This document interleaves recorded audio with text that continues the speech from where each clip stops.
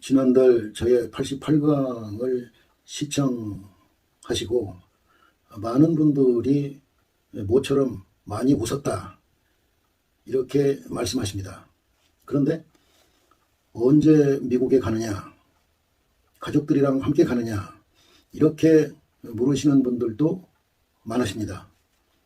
해답이 그 강의 속에 있으니까 이 88강을 끝까지 시청해 주시기를 부탁드리겠습니다.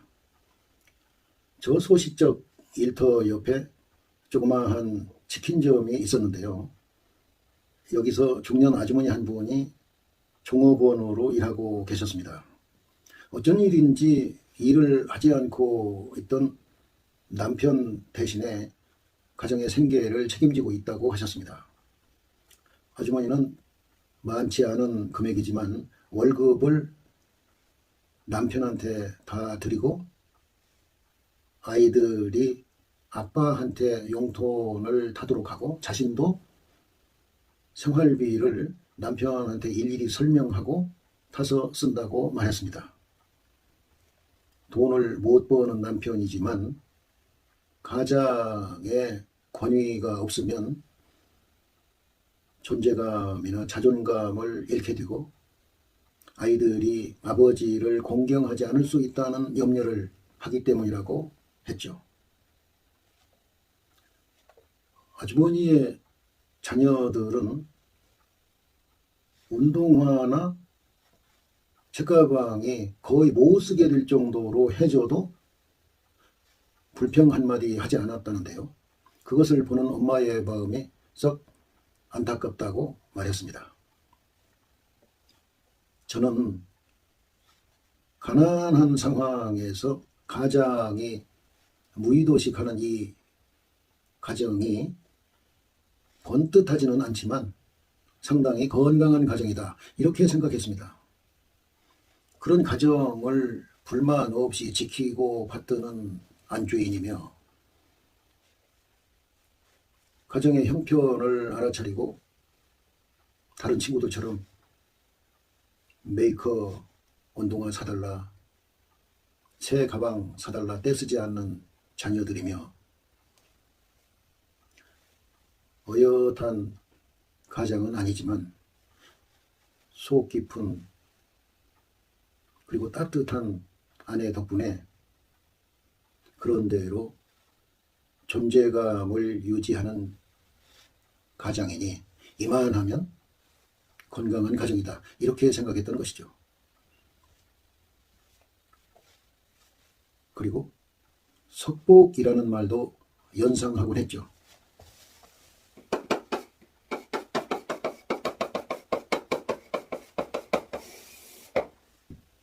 아낄 석, 아까워할 석, 복복. 내게 주어진 상황, 내게 주어진 작은 행복이라도 감사하면서 아깝게 여기고 누린다는 이 석복이라는 말은 개인적으로는 저의 좌우명이기도 한데요. 가진 것은 많지 않지만 가족들이 다 건강하지 않은가, 자녀들이 착하게 잘 자라주고 있지 않은가, 내가 일할 공간이 있지 않은가, 남들이야 뭐라고 하든 어떻게 생각하든 나는 나에게 주어진 상황을 분수로 여기고 감사하면서 기왕이면 행복으로 알고 그 행복을 누리겠다. 이것이 긍정적이고 적극적으로 삶을 대하는 자세가 아닐까? 아주머니는 이런 자세로 사시는 분이구나 이렇게 생각했던 것이죠. 부모님의 병세를 살피기 위해서 부모님의 대변을 맛본다는 상분, 부모님께서 목숨이 경각에 달려있을 때 자신의 손가락을 잘라서 그 피를 먹여드린다는 단지, 고기를 먹고 싶다고 하시는 부모님을 위해서 자신의 허벅지살을 베어서 국을 끓여드렸다는 할고, 심지어는 부모님 대신 죽었다는 대살, 부모님 드실 양식을 위해서 자식을 죽여서 식구를 죽였다는 자식 희생, 이런 극단적인 효행이 옛날에는 있었다지만 그런 효행을 바라는 부모는 예나 지금이나 안 계실 것입니다. 저 가정의 자녀들이 다 떨어진 운동화를 신은 것만으로도 아름답고 기특한, 가슴이 뭉클해지는 효행이 아니겠는가. 어려움을 모르고 자라나서 아무런 노력을 하지 않고도 호의호식할 수 있는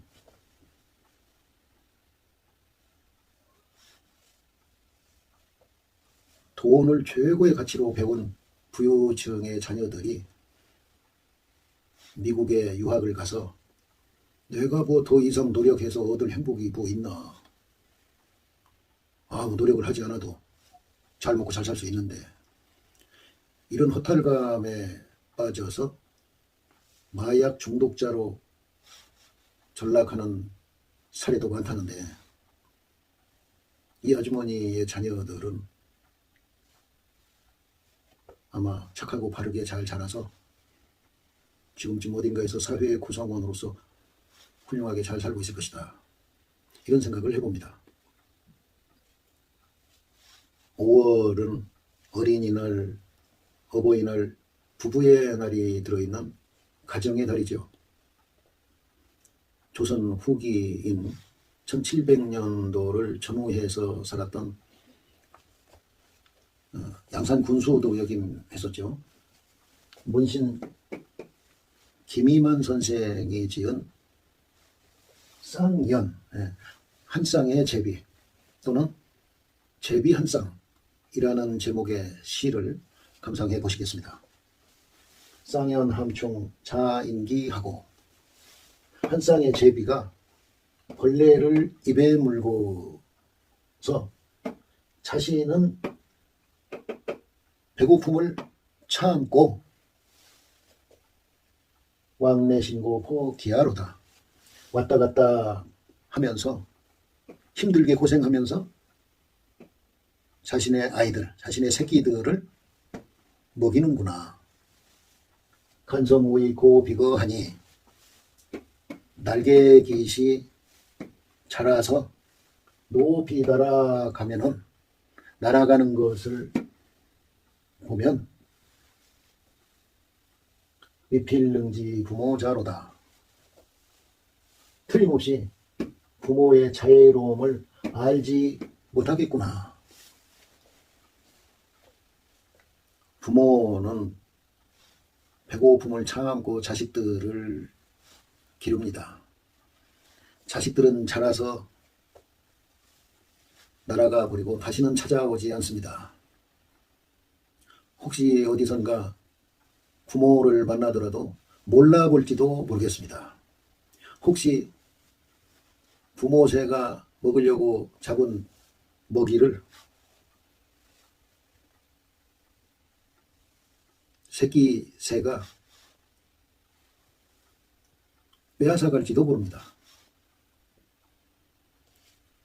그래도 얘들아, 어디를 가든지 건강하게 행복하게 살아주렴. 이것이 나의 유일한 소망이란다. 이것이 부모새의 마음 아니겠습니까? 어머님의 희생은 가히 없어라. 이 노랫말처럼 부모의 자식 사랑은 한도 끝도 없죠. 그런데 그 사랑이라는 것은 어떤 대가도 조건도 없는, 대가도 바라지 않고 조건도 없는 지고지순한 사랑이죠. 이 시는 사랑으로 키워준 공을 알아주기를 바라는 그런 마음 전혀 없이 오직 자식들의 행복만을 염원하는 부모의 마음이 내포되어 있는 시라고 하겠습니다. 6.25 전쟁 중에 한겨울에 어느 산속에서 엄마가 자신의 옷을 전부 벗어서 갓난아이를 감싸고 부여안고 자신은 벌거벗은 채 얼어 죽어 있었는데 지나가던 미군 병사가 보니 아이는 살아 있었다. 그래서 이 아이가 미국에서 성장하게 됐다. 카톡으로 접한 이 이야기는 낭설이 아닐 것입니다. 이것이 부모의 모습이고 이것이 엄마의 모습이겠죠. 관중 조홍감이 고와도 보이나다. 여자 아니라도 품음직하다마는 부모가 반길이 없을세 그로 서로 하노이다. 조선 중기 문신이던 박인로 선생의 조홍시가라는 시조지요. 중학교 국어 시간에 배웠습니다. 저는 네 수로 된 연시조인데 그 중에 첫 번째죠. 남의 집에 가서 소반 위에 놓인 홍시를 보고 이거 우리 부모님한테 갖다 드리면 얼마나 좋을까 하고 생각했는데 이것을 가지고 가도 자실 부모님이 안 계시다. 그래서 서럽구나. 부모님을 섬기는 마음, 부모님을 그리워하는 마음이 잘 드러난 시죠. 1500년대 전반기를 살았던 강릉태생의 신사임당이 서울 시댁에서 강릉에 혼자 사시는 친정어머니를 그리워하면서 지었다는 사친, 부모님을 그리워하는 시의 대명사격인 이 사친, 부모님을 그리워하다, 그리운 부모님, 특히 어머님, 이렇게 새길 수 있는 제목이죠. 이 사친을 한번 감상해 보십시다. 천리가산 만첩봉인데 천리나 떨어진 고향 산천은 만 번이나 겹친 산봉우리 저쪽인데 귀심장제 혼중이라. 돌아가고 싶은 마음은 늘 있지만 꿈속이요 마음속뿐이로다. 한송정반 고윤월이요. 한송정 가에는 이렇게 둥근 달이 떠 있고 경포대전 일진풍이라. 경포대 앞에는 한 줄기 바람이 불었지.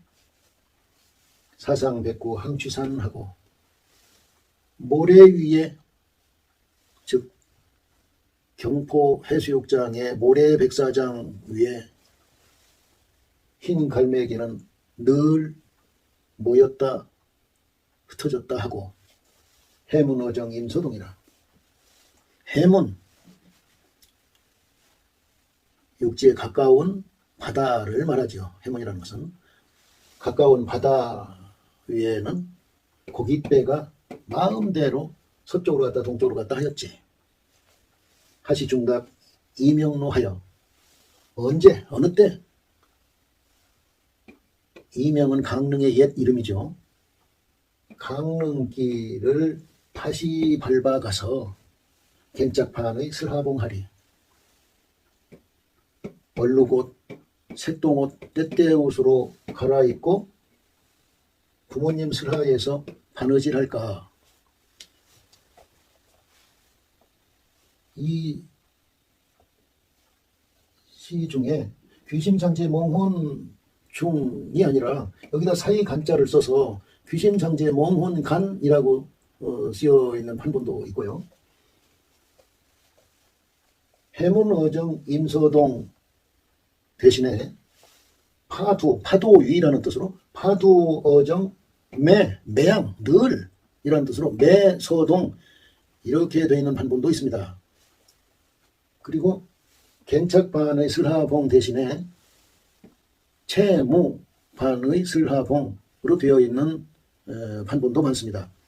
채무 비단채 춤출무 비단옷에 춤추고 새똥옷 입고서 부모님 슬하에서 바느질할까. 그런데 이 강좌에서는 현재 강릉 오죽헌에 전시되어 있는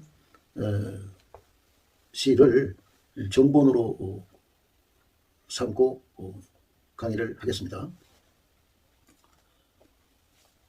이 반의 얼룩옷 때때옷 새똥옷이라고 번역할 수 있는 반의라는 말을 보니까 70 나이에 90 정도 되시는 부모님을 기쁘게 해드리기 위해서